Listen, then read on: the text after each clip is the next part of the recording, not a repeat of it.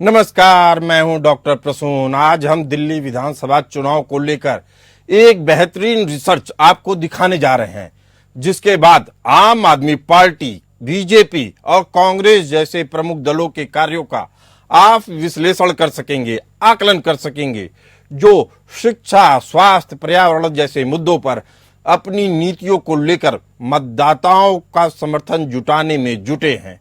कुल मिलाकर कहे तो दिल्ली का विधानसभा चुनाव नीतिगत प्रतिस्पर्धा और सामाजिक समीकरणों का अनूठा मिश्रण बन गया है। सबसे पहले बात केजरीवाल के आम आदमी पार्टी की। पिछले 10 सालों में आम आदमी पार्टी ने मुफ्त बिजली, पानी, शिक्षा, स्वास्थ्य के बुनियादी ढांचे में सुधार और महिलाओं के लिए 2500 सम्मान राशि, ग्रंथियों, पुजारियों को मासिक 18,000 रुपए जैसे लोक लुभान वादों पर जोर दिया है। हालांकि यमुना की सफाई और 24/7 स्वच्छ पानी की आपूर्ति जैसे अधूरे वादे उनकी छवि को नुकसान पहुंचा रहे हैं। वक्फ बोर्ड के इमामों को 17 महीने से वेतन नहीं देने के बावजूद केजरीवाल के नए वादों को बीजेपी और कांग्रेस खोखला बता रही है और इसे महज चुनावी स्टंट करार दिया है। बीजेपी की बात करें तो बीजेपी पार्टी ने संकल्प पत्र में 50,000 सरकारी नौकरियां गीग वर्कर्स के लिए कल्याण बोर्ड, गीग वर्कर्स उनको कहते हैं जो कम समय के लिए रोजगार पाते हैं, उनके लिए कल्याण बोर्ड गठन की बात कही है। 1700 अवैध कॉलोनियों को मालिकाना हक मिलेगा जो उसमें रहते थे, और यमुना की सफाई का वादा किया है बीजेपी ने। हालांकि केजरीवाल इसे पुराने जुमले से ज्यादा कुछ और मानने को तैयार नहीं है, जबकि बीजेपी इसके जरिए भरोसेमंद होने का दावा करती है। कांग्रेस की बात करें तो कांग्रेस ने शीला दीक्षित के 15 साल के शासन को याद दिलाते हुए मुस्लिम और दलित बहुल सीटों पर फोकस किया है, लेकिन उसकी रणनीति किंग मेकर बनने तक सीमित है। कांग्रेस पार्टी ने आम आदमी पार्टी के साथ गठबंधन तो नहीं किया, लेकिन राष्ट्रीय गठबंधन के साथियों के दबाव, आंतरिक कलह और नेतृत्व की अनुपस्थिति के कारण पूरी ताकत से चुनाव भी लड़ नहीं पा रही है।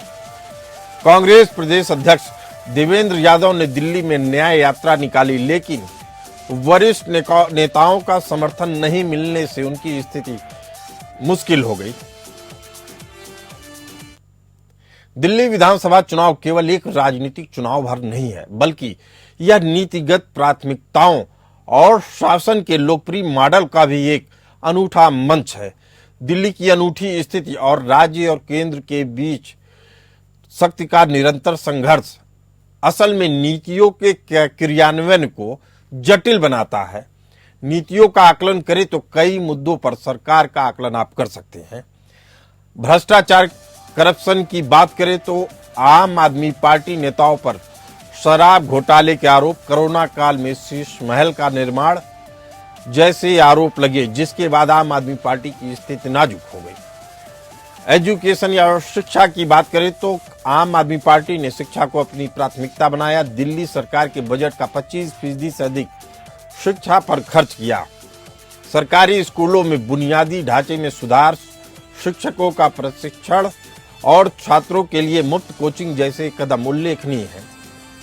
बात हेल्थ या स्वास्थ्य की करें तो आम आदमी पार्टी का दावा है कि मोहल्ला क्लिनिक योजना ने प्राथमिक स्वास्थ्य सेवाओं को जनता के दरवाजे तक पहुंचाया है। वर्तमान में दिल्ली में 500 से अधिक मोहल्ला क्लिनिक हैं जो निःशुल्क दवाएं और जांच सुविधाएं प्रदान करते हैं। इसके बाद आता है पॉल्यूशन या प्रदूषण।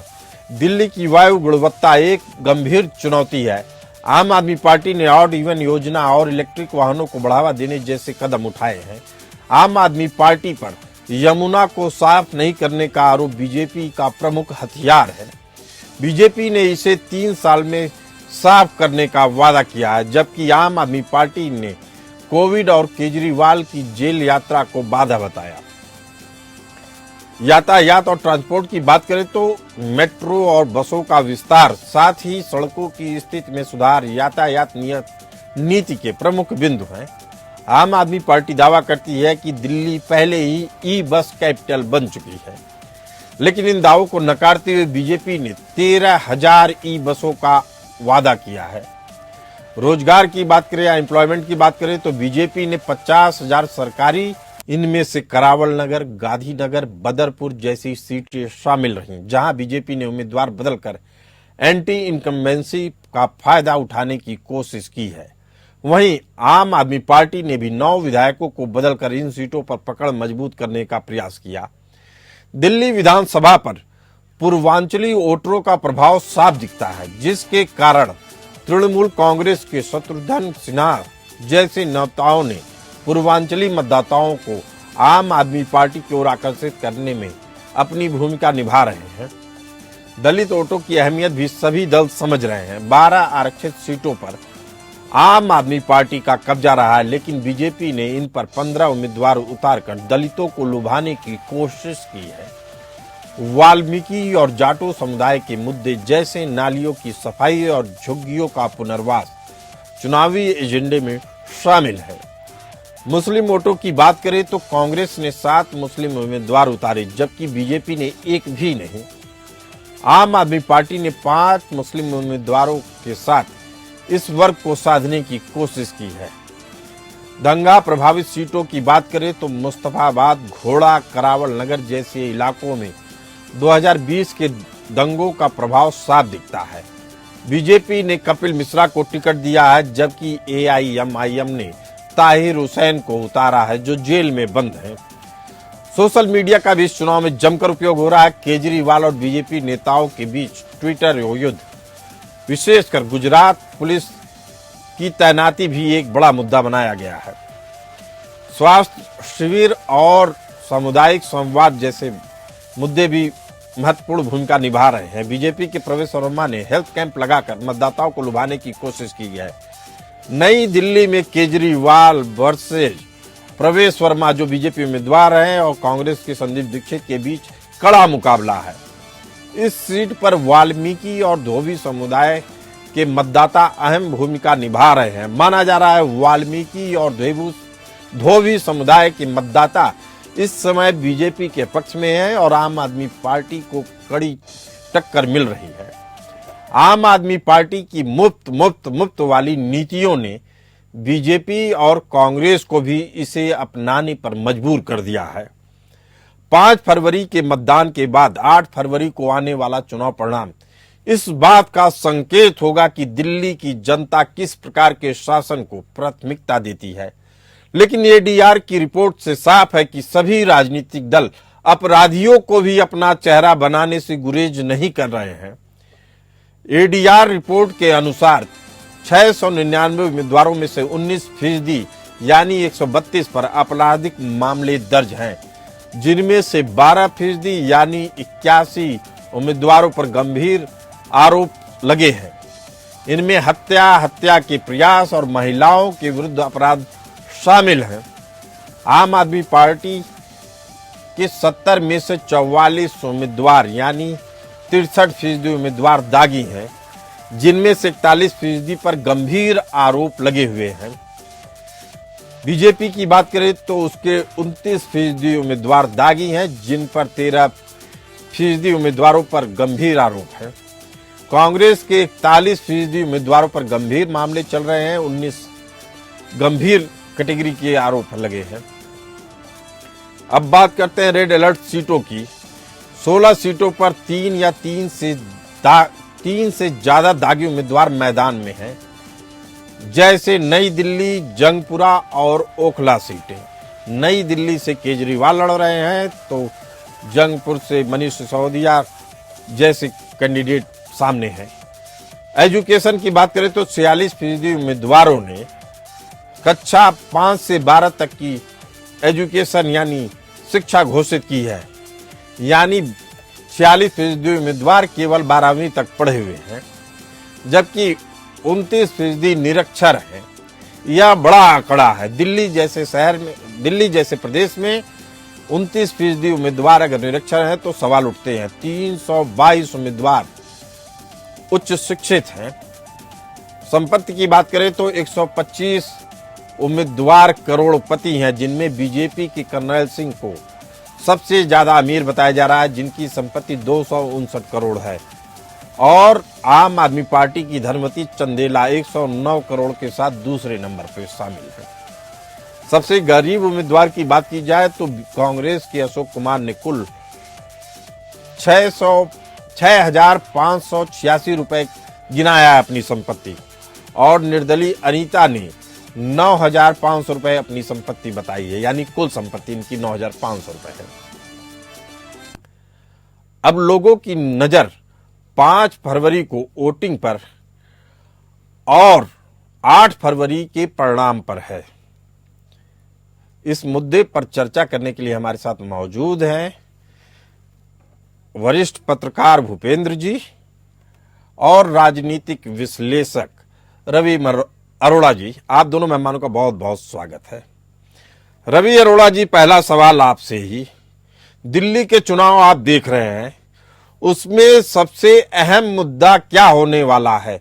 या जाति समीकरण होंगे? चूंकि अभी तक माना जाता था दिल्ली में कास्ट फैक्टर काम नहीं करता है, लेकिन जो अभी तक नतीजे दिख रहे हैं सर्वे में या बाकी जगहों पे, लग रहा है दंगों के बाद धर्म भी एक अहम रोल अपना रहा है और जाति भी। रवि अरोड़ा जी। जी बिल्कुल, मैं समझता हूं कि जिस प्रकार से यह दिल्ली के चुनाव इस बार मुद्दों से भटक चुके हैं, मुझे लगता है शायद ही कोई ऐसा मुद्दा होगा कि जिसे हम जन कल्याणकारी कहें। मतलब सभी योजनाएं, अब तक जितनी भी योजनाएं लाई गई, चाहे रूलिंग पार्टी द्वारा चाहे विपक्षी पार्टी द्वारा, मतलब कहीं ना कहीं फ्री की रेवड़ियों को पूरी तरह से रखा गया है। तो ऐसे में जो एक कम्युनिटी जिसको सबसे ज्यादा फायदा मिलता है, वो पूरी तरह से लग रहा था कि आम आदमी पार्टी के खाते में जाती दिख रही थी। लेकिन अब जिस प्रकार से योगी आदित्यनाथ की एंट्री होती है दिल्ली के अंदर और लगातार उनकी रैलियों में भारी भीड़ देखने को मिल रही है, उससे यह तय हो गया है कि इस बार धर्म का जो है मामला भी इस बार गरमा सकता है। मतलब साफ है कि लोगों के अंदर एक भावना वो जगाने की कोशिश की गई है कि जिसको लेकर उत्तर प्रदेश या दूसरे राज्यों के तो क्या दिल्ली में दंगे हुए वह केजरीवाल को भारी पड़ने जा रहे हैं? जी देखिए, यह बात तो स्पष्ट है कि अभी इस पर कहना जल्दबाजी होगा, क्योंकि आपको बता दूं, क्योंकि जिन महिलाओं ने केजरीवाल का फॉर्म भरा है और लगातार जो भारी भीड़ देखी गई थी 2100 वाला फॉर्म जो था, तो उसके बाद यह तय हो गया था कि इन महिलाओं को लगातार मैसेज जाना जारी है, फोन जाना जारी है। देखिए, भीड़ होना एक अलग चीज है, लेकिन उस भीड़ को वोटों में कन्वर्ट करना एक बड़ी चुनौती होती है। यह भी तय है कि बीजेपी इस बार अच्छा मार सकती है, लेकिन अभी कांटे की टक्कर है। कुछ भी, हाँ, इतना भी तय है कि हो सकता है इस बार आम आदमी पार्टी के कई आ सकते हैं, इसमें कोई तो नहीं है। खुद केजरीवाल की सीट पर लगी हुई है, लेकिन यह भी तय है कि अभी कुछ भी कहना जल्दबाजी होगा, क्योंकि जल्दबाजी होगा। भूपेंद्र सिंह हमारे साथ मौजूद है, सीनियर जर्नलिस्ट हैं। भूपेंद्र जी, जिस तरीके से शराब नीति का मुद्दा उठा, जिस तरीके से शीश महल की बात हो रही है, क्या लगता है ये दोनों मुद्दे अहम हैं या धर्म जाति वाले भी मुद्दे बराबर का सहयोग देंगे? जी देखिए, मुद्दे की राजनीतिक चुनाव में समर में अपने आप फ्रीक्वेंसी उसकी बदलती रहती है और उसका एक टाइम पीरियड रहता है, और जब लास्ट में धर्म का उपयोग किया जाता है। पहले शुरुआत तो हमेशा विकास से होती है और विकास जाते जाते फिर करप्शन पे आ जाती है और धीरे धीरे फिर वो धर्म पे आधारित चुनाव हो जाता है। तो ये चुनाव हम इसमें भी देख रहे हैं, लेकिन सबसे बड़ी महत्वपूर्ण बात यह है इस चुनाव में जो रेस कांग्रेस में जो वोट अब डिवीजन करेगी, जो कि लोकसभा चुनाव में उन लोगों ने साथ लड़ा था और जो विधानसभा चुनाव में अलग लड़ रहे हैं, और जो बीजेपी इस समय घेरने के में है और इसको पूरी तरह से आप पार्टी को, और उन्होंने कई स्तर पर प्रयोग किए हैं, जैसे उम्मीदवारों को बदलना, चुनाव की समीक्षा करना और घोषणाओं की जो बाढ़ लगी है चुनाव। भूपेंद्र जी, जिस तरीके की आम आदमी पार्टी में एक तरह की घबराहट देखी जा रही है, चूंकि आज ही सुबह मेरे पास भी एक वीडियो मैसेज आया जिसकी चुनाव आयोग में कंप्लेन भी की गई है। कहा गया है कि आम आदमी की तरफ से झूठा नैरेटिव क्रिएट करने की कोशिश की जा रही है। उसमें कहा गया है कि अगर बीजेपी आती है तो आपको सीधे 5,000 रुपए का नुकसान होगा, मुफ्त की जितनी योजनाएं वो सब बंद कर दी जाएंगी। और आम आदमी पार्टी के ऑफिशियल पोस्ट पे बैठे हुए लोग कर रहे हैं इसको ट्वीट और आगे बढ़ा रहे हैं। तो क्या ये इनकी घबराहट दिखा रही है, जबकि बीजेपी ने अपने संकल्प पत्र में साफ किया है कि वो योजनाएं चलती रहेंगी? जी बिल्कुल सही कह रहे हैं। क्या है कि आप जो पार्टी है वो एक झूठ का एक बहुत भयानक नैरेटिव बनाती है और उसकी झूठ की कोई सीमा नहीं है। और जो चुनाव में जिस तरह से देखते हैं उनके शुरू से राजनीति 2011 के उनके जब राजनीति जो अन्ना जी हजारे के साथ जिस तरह से आए और फिर शुचितापूर्ण राजनीति की बात कही, एक अलग लोकपाल की बात करी और इस तरह से उन्होंने ईमानदारी की बात करी और फिर जिस तरह से उन्होंने सरकार चलाई और जिस तरह से उन्होंने सरकार बहुमत पाया और जो भी ऐतिहासिक बहुमत है कि जो 70 में 69 सीटें और 63 सीटें आना एक मामूली मैंडेट नहीं है। तो एक उनको पता है कि नैरेटिव किस तरह से सेट किया जाता है। ये झूठ का जो सबसे बड़ी बात चुनौती इसी बात की है बीजेपी के पास कि वो एक नया नैरेटिव हमेशा तय कर देते हैं और झूठ को इस तरह से सनसनाहट और सोशल मीडिया को जो उन्होंने उपयोग किया है जिस तरह से, क्योंकि बीजेपी भी बहुत मजबूत तरीके से करती है, लेकिन जो उनके विभिन्न प्रकार के आयाम और जिनके विभिन्न प्रकार के सदस्य जिस तरह से इसको फैलाते हैं उसको तय करना और राजनीति में सनसनाहट के रूप में कम समय में जल्दी से फायदा ले लेना, ये एक बहुत बड़ी चुनौती है। बहुत बड़ी चुनौती है, लेकिन उसका मुकाबला कर रही है बीजेपी। लेकिन बीजेपी के लिए भी बड़ी चुनौती है। रवि अरोड़ा जी, बीजेपी के बारे में कहा जाता है इनका चुनाव प्रचार हवाई है। कारण ये बताया जाता है कि वह स्थानीय मुद्दों को टच ही नहीं करती है। मोदी के नाम पे ही चुनाव जीतने की कोशिश है। इसे आप कितनी बड़ी चुनौती मानते हैं बीजेपी के लिए? जी बिल्कुल। देखिए, मोदी जी के नाम पर चुनाव लड़ा जाता है पूरे देश में, लेकिन इस बार आपने देखा होगा कि दिल्ली के अंदर जिस तेजी से दूसरे राज्यों में चुनाव लड़ा जाता है वो तेजी बहुत कम दिखाई दी।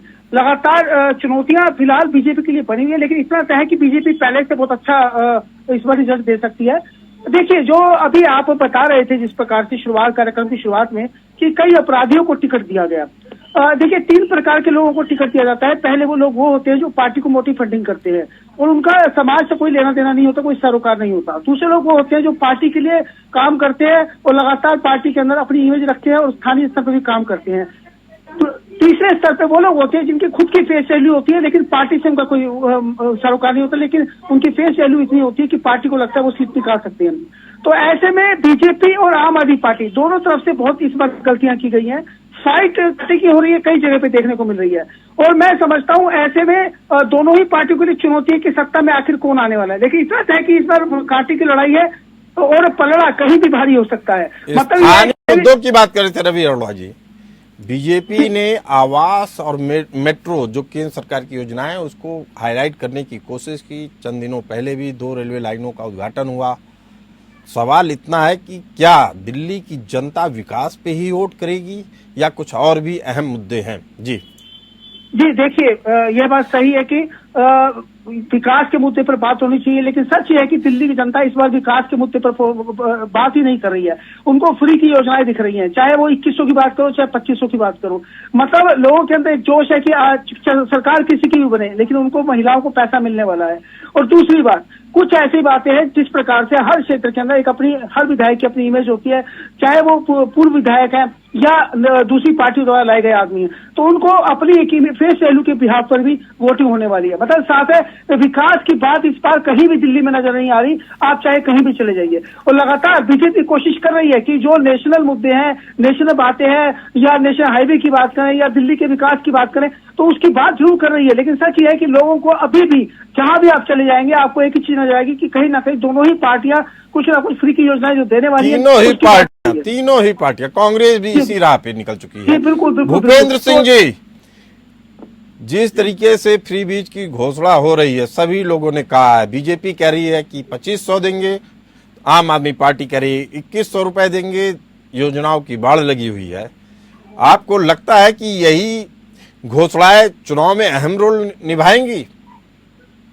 देखिए, योजनाएं तो निश्चित रूप से हम दक्षिण के चुनाव का हो चाहे हिंदी बेल्ट में देखा हो, ये जो महिला वोट का जो डिवीजन किया है, चाहे लाडली बहना योजना हो चाहे महाराष्ट्र के चुनावों पे, ये प्रभाव पड़ा है।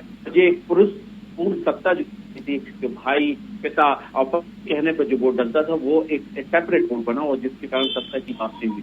लेकिन बात यहाँ ये चुनाव घोषणाएं तो कर रहे हैं कई लोग, डिलीवर कौन करेगा जनता को, ये टेस्टेबिलिटी का सवाल है। तो ये चुनाव अगर जिस तरह से अगर और मोदी जी की इसीलिए बात होती है कि मोदी जी कहते हैं कि हमारी गारंटी है और हमने जो कहते हैं वो हमारी गारंटी पूरी होती है, तो ये बात प्रश्न चिन्ह यहाँ उठेगा। और जो घोषणाएं तो निश्चित सब लोग कर रहे हैं कि, और कांग्रेस तो उससे ज्यादा कर रही है जो कि कभी भी उस दौड़ में नहीं लग रही है, और चाहे और दूसरे राज्यों में भी देख लीजिए। लेकिन महत्वपूर्ण दिल्ली में ये है कि ये जनता किस पर टेस्ट करती है कि को डिलीवर कौन करने वाला। और जो चुनाव बीजेपी जो लड़ती है वो मोदी जी के कारण लड़ती है, और मोदी जी हमेशा कहते हैं मोदी की गारंटी है, और जिसके कारण ये चुनाव में अप्रत्याशित परिणाम आएंगे। आप देखना, लेकिन इस मोदी की गारंटी पे चोट है रवि अरोड़ा जी। मोदी की गारंटी पे केजरीवाल कहते हैं मेरी गारंटी है। वह अपनी नाकामियों को भी माफी मांगकर बड़े सहजता से छुपा ले जाते हैं। वो कहते हैं कि ठीक है, मैंने आपको आपकी यमुना नहीं साफ की, हमने 24 घंटे पानी नहीं दिया, आपको साफ पानी नहीं दिया, कुछ वादे उनके अधूरे रह गए। उसके पीछे कारण क्या था कि 2.5 साल कोरोना चला, 2.5 साल मुझे जेल में बंद किया गया। इस तरह का एक नैरेटिव क्रिएट करके वह जनता से माफी मांग ले रहे हैं। क्या इस तरीके की माफी जनता देने वाली है रवि अरोड़ा जी?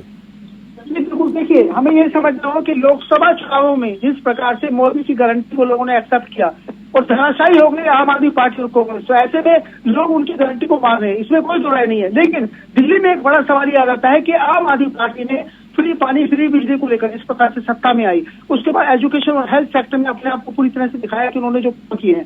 तो ऐसे में मैं समझता हूं कि लोग जो 2100 की योजना जिस प्रकार से बहुत जल्दी आम आदमी पार्टी ले आई और उसके बाद लोगों के जो है फॉर्म भरवाए गए, वहां 40 लाख महिलाओं ने फॉर्म भरा, तो यह एक बड़ी बात थी। अपने आप में विपक्ष के लिए बड़ी चुनौती बन गई थी, बीजेपी के लिए भी खासकर, क्योंकि बीजेपी ने बहुत देर कर दी। मैं तो एक बात जानता हूं, अगर बीजेपी 2500 लाना भी चाहती थी, इसको बहुत पहले आ जाना चाहिए था। दूसरी बात, कैंडिडेट का चयन करने में बीजेपी बहुत टाइम लगाती है, जबकि आम आदमी पार्टी ने 50 वोट। उससे भी बड़ा आरोप है बीजेपी के ऊपर कि बीजेपी मध्यम वर्ग का ध्यान नहीं रख रही है। अगर हम जिस तरीके से संपत्ति की घोषणा वाला लाइन आपको पढ़ के बता रहे थे कि बीजेपी के सबसे धनी उम्मीदवार कर्नल सिंह की 259 करोड़ की प्रॉपर्टी है, और सोचिए जो सबसे गरीब उम्मीदवार है कांग्रेस के अशोक कुमार, उनकी संपत्ति है टोटल 6586। यानी दिल्ली में एक तरफ एक ऐसा वर्ग अमीर का है जिसकी कोई तुलना नहीं की जा सकती है, दूसरा गरीब ऐसा है जिसको खाने के लिए लाले पड़े हैं। ऐसे में मध्यम वर्ग को किनारे किया जा रहा है। ये अमीरी और गरीबी की खाई कौन पाटेगा? भूपेंद्र सिंह जी, इसका जवाब जल्दी से चाहेंगे आपसे। बिल्कुल, बहुत मौलिक बात है कि अमीरी टीवी की रेखा बहुत डार्क होती जा रही है, लेकिन अभी बजट भी आने वाला है। लेकिन साथ साथ महत्वपूर्ण बिंदु ये बात है कि देश में जो राजनीति की जो रेवड़ी बांटने की जो पद्धति शुरू हुई है और जो जिसके परिणाम अप्रत्याशित हुए, और सरकार जिनमें बेहद अहम बात कह रहे हैं, यह उसी का परिणाम है जो फ्री बीज बांटा जा रहा है। फ्री बीज इसी के कारण लोगों को अलर्ट रहना होगा और समझना होगा कि कौन सी पार्टी देश को आगे ले जा रही है। तो ये स्थिति है कि उनका जो आने वाली स्थिति है बहुत स्थिति होगी। जैसे पंजाब राज्य है, आप देखिए उनका जो जीडीपी है निश्चित रूप से घटता चला जा रहा है, और जो शासकीय योजनाओं में जो आय है, आय इतनी घट रही है कि वो जनरेट नहीं हो पा रहा, पैसा नहीं डिलीवर कर पा रहे। जीडीपी को मोटे तौर पे बोले तो जीडीपी का मतलब ये लगाया जाता है कि प्रोडक्शन और सर्विसेज दोनों को मिला के जीडीपी, इसमें ह्यूमन एंगल नहीं शामिल होता, इसीलिए इस पे कई बार सवाल भी खड़े होते हैं। ग्रोथ रेट की भी बात की जाती है तो ग्रोथ रेट केवल जीडीपी का बताया जाता है, उसके साथ कई और भी चीजें जोड़नी चाहिए। लेकिन समय की कमी के कारण इस चर्चा को यहीं विराम देते हैं। आप दोनों मेहमान इस खास प्रोग्राम में आए, आप लोगों का बहुत बहुत धन्यवाद। फिलहाल इस चर्चा में इतना ही, हमें दीजिए इजाजत। चलते रहिए एपीएन न्यूज के साथ।